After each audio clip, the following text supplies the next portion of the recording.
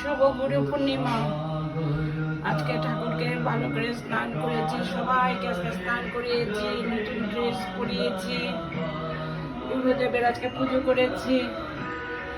গুরুদেব, গুরু মা বিবেকানন্দ, এই লক্ষ্মী,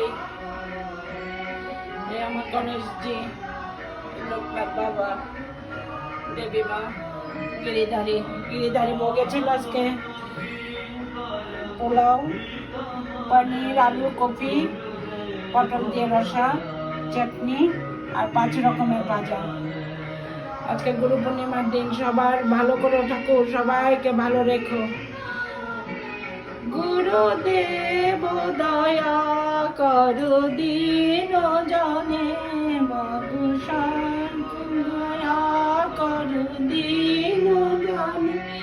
গুরুদেব দয়া করো দীন